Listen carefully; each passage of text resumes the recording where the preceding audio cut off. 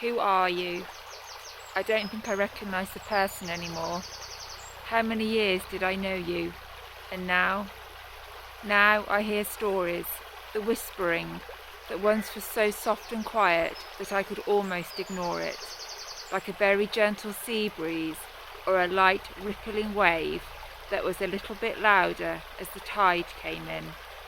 But when it went out, the whispering was lost once more, getting swept away with the water.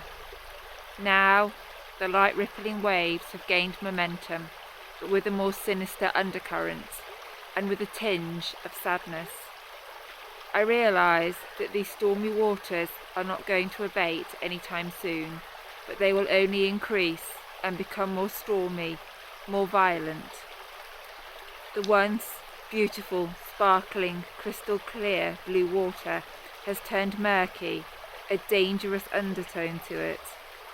The ripples, once calm and gentle, are now increasing, reaching a deafening crescendo, chaotic, frenzied, and something I can no longer ignore.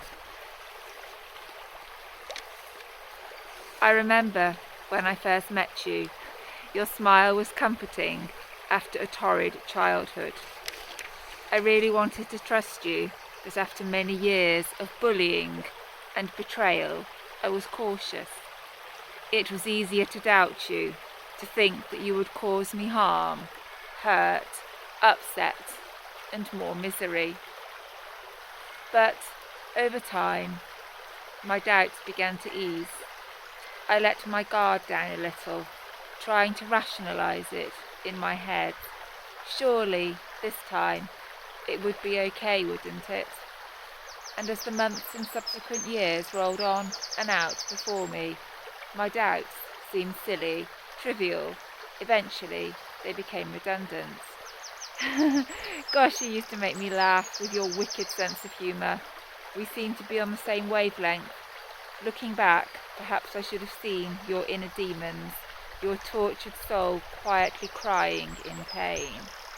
A little like the gentle rippling waves I could see, but over the years, especially the last 3, the tortured and inner demons you had tried to hide could no longer be quelled or silenced. In fact, they erupted like a volcano, spewing lava like venom all about you, burning that could be likened to a devastating inferno, and one that could not be extinguished under any circumstances. How could a person with such a contrasting temperament be so kind to me? When I was very ill, you were goodness personified, collecting me from hospital, going on long walks. Nothing seemed to be too much trouble. But then, perhaps, I chose not to see the other side of you. Or maybe it was never there for me to see. Like 2 tortured souls together, I suppose we were never a threat to each other. Our individual demons didn't need to cross swords and fight. As time went on, I became well enough to leave home and to make my own way in the world. My inner demons had weakened and were more manageable, and they couldn't manipulate me like they once could. When I saw you now, I could sense there was tension and unseen chaos within you. They might not have been evident for all to see, but because I was a broken but patched up soul, perhaps I could see and sense and feel your troubles more than others were able to. An odd comment or a stray word or phrase would play on my mind, but no concerns were ever raised by anyone close to you, so I dismissed my worries as just silliness on my part. Of course, it's easy to look back now and see things for what they were. Hindsight is a wonderful thing, isn't it? Why didn't I try and talk to you? But then, would you have welcomed the intrusion? Probably not. Tortured souls don't like facing the truth, do they? I should know. People's concern can be misinterpreted as meddling, nosing into private thoughts, or a most unwelcome intrusion if it is handled wrongly and clumsily. And so the years keep rolling on. Time spent seeing you seems to get less and less. Busy lives is such an easy excuse to make, but certain people seem to be keeping me away from you more and more. I think they are jealous of our special bond and relationship. Life just relentlessly moves forward, on and on, a bit like a spiral staircase that you can't get off. But deep down, you know that you should, but just a tiny part of you realises that it is better if you stay on it just a little bit longer, for safety's sake. Now I arrive at your latter years, and I'm shocked at how your inner demons are now no longer hidden away deep inside. They have taken over your whole body, your mind, your soul, your spirit. Everything has changed. You are not you anymore. You are different. I don't mean it to be an accusation. Sadly, it is a fact. Because it is not you I see anymore. I feel I'm looking at a stranger. Yes, it is you there in front of me. Yet in pretty much every way, somehow it isn't. I'm scared of what you've become in many ways. A shell of the person you once were. The larger-than-life character has now completely disappeared. Your soul and spirit has been shattered, broken beyond repair. I will treasure our last hug forever.